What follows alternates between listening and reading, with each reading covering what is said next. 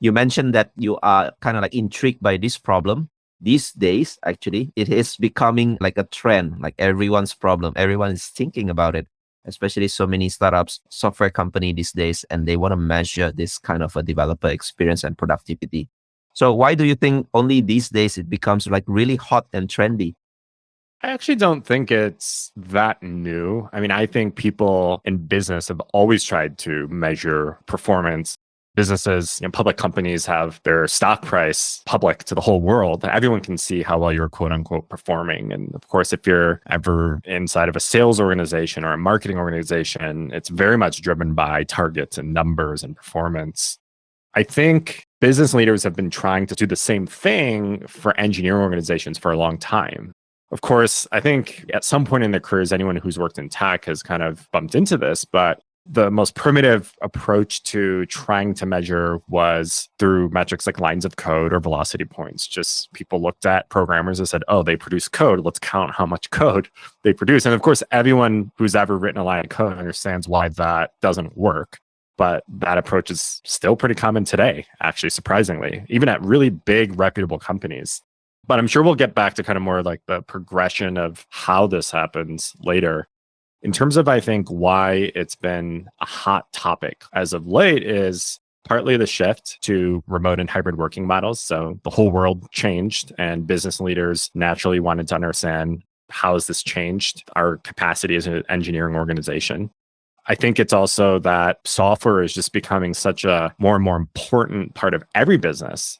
It's not seen as a cost center as much as really the lifeblood of every organization. The key to success is innovation and technology. And so I think as more companies realize that and the market for talent has become more and more competitive, it's just created more pressure overall in the whole system to understand how well you're doing as an organization or even as an individual. So that's my perspective.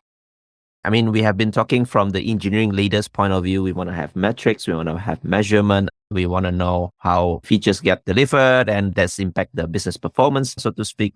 But what will be some of the impacts maybe for developers, engineers, or the software teams themselves if they actually put more focus on improving their developer experience? So maybe you can share a little bit on this.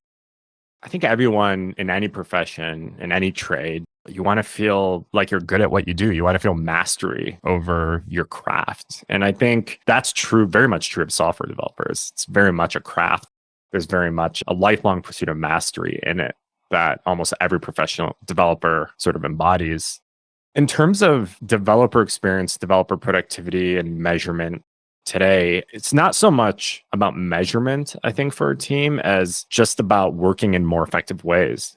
I think just as much as measurement has been kind of a mystery, an elusive problem for software organizations, how to actually be good has also been sort of elusive, right? Software organizations are constantly trying to figure out what technology should we use? How should we organize our teams? What kind of processes should we use to deliver software? Should we do Scrum? Should we do Safe? Should we not do any of those things? Team topologies, microservices. It's just always changing.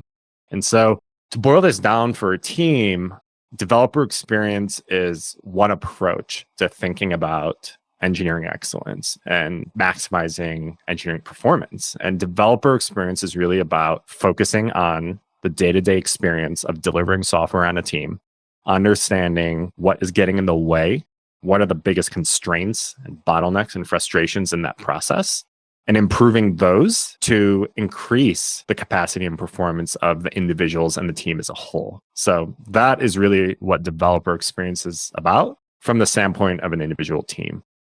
And if I'm not mistaken, there are so many terms in the industry referring to the same, almost the same thing, I guess, but not really the same. So developer experience, developer productivity team. Maybe you can share a little bit more what some of the companies do to solve this problem. Yeah, it's really interesting. This is something I've been focusing a lot on through my own podcasts and research and talking to leaders across the industry. For many years, organizations have stood up special teams or groups within the organization that are devoted to making the rest of the organization more excellent. And in fact, one of the, I think, slightly dated, I should say, names for these teams are engineering excellence groups. engineering excellence teams. But when you look broadly across the industry, you see a lot of different flavors of this type of work happening. I think if you had to give it one label across the industry, I would call it enablement. These are teams, departments whose responsibility is to enable teams and developers across the rest of the organization to be more effective and more successful. So when you look at the industry today, I'll just list some off. You'll see platform teams, infrastructure teams, developer productivity teams, developer experience teams, engineering excellence teams, software delivery lifecycle teams, engineering enablement teams. Forgot that one. The list kind of goes on. And what they all share is roughly the same charter. They all exist to help. They all focus inward. They're not external customer facing, they're inward facing. And they focus on helping development teams be more effective, saving them time, helping them adopt better practices, supporting them in specific areas of their features or products that they need support in. The ways in which these different types of teams I described accomplish that goal are a little bit different here and there.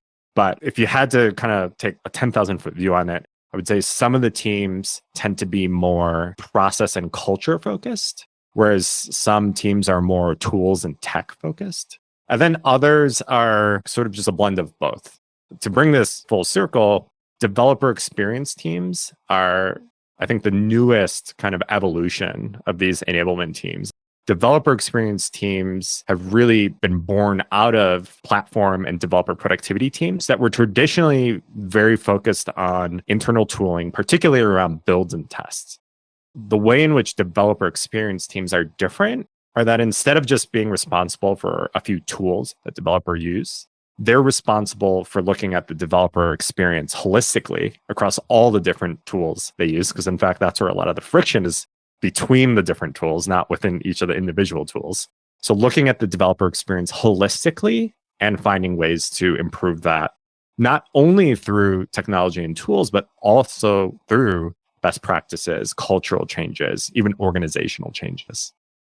So if I also can share, when I read your Get the X white paper, there are certain impacts that organizations can get when they invest a lot more in this developer experience. So things like, of course, efficiency. Developer gets more productive and more velocity, so to speak. And then also engineers attrition. I think if you probably work in a company that has so bad developer experience, I guess engineers would probably find another place to work at. And of course, the satisfaction working there. At the end of the day, it's always about business performance, right? If the engineers are productive, of course, you will drive business performance as well.